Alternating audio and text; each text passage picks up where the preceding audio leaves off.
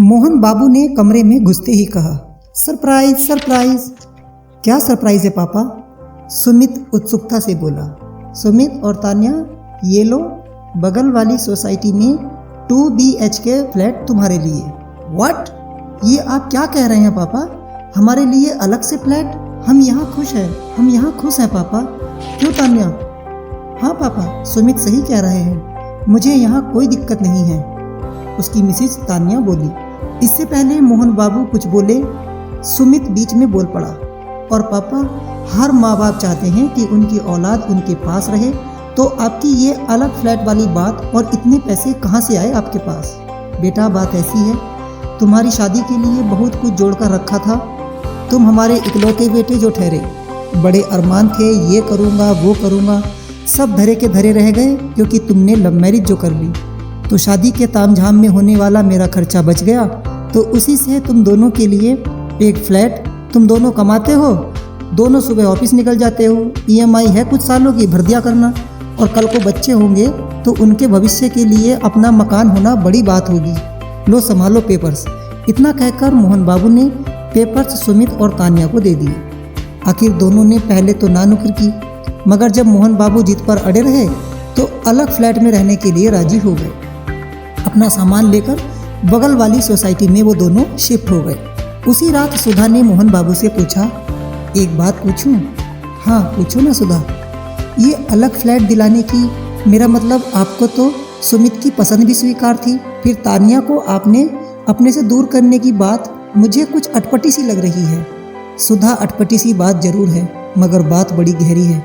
जानती हो सुधा, बचपन से तुमने सुमित की हर तमन्नाओं को, गैर जरूरी इच्छाओं को हर बार पूरा किया, मेरे मना करने के बावजूद। इससे वह थोड़ा अड़ियल, जिद्दी सा हो गया था। अपनी मनमर्जी करना, यहाँ तक कि उसने हमारे बिना पूछे, हमारे बिना देखे एक अलग ही समाज की लड़की से गुपचुप शादी तक कर ली। बच्चे बड़े होकर अपनी ज़िंदगी के फैसले खुद लेते हैं, ठीक है, मगर क्या हम दोनों उसके दुश्मन थे, जो हमें बताना भी मुनासिब नहीं समझा? खैर, मैं उसका यहाँ भी बचपना समझकर चुप रह गया।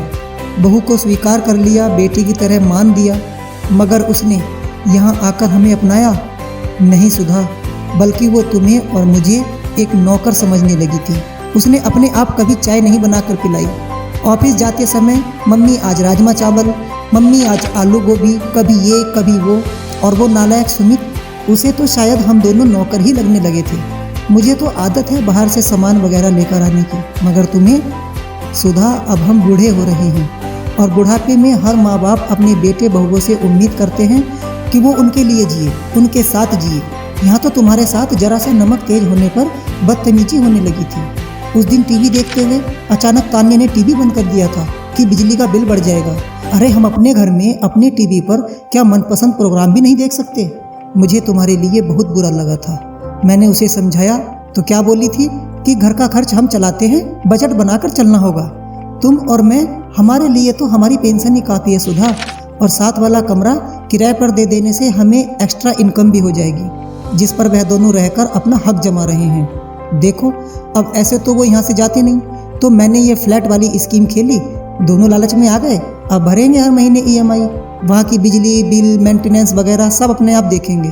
स्वयं बनाकर खाएंगे या होटलों से मंगवाएंगे, तब पता चलेगा कि माँ बाप क्या होते हैं, उनके होने ना होने का फ़र्क सब पता चल जाएगा। तब सुधा बोली कि ये सब करना जरूरी था क्या? सुधा, जब मरीज डायबिटीज का हो तो उसे करेले का जूस देकर ठीक किया जाता है, मीठी मीठी जलेबी नहीं देते उसे। और वैसे भी कहीं दूर नहीं भेजा उन्हें, पास की सोसाइटी में ही तो हैं, हम उनके पास ही तो रहेंगे।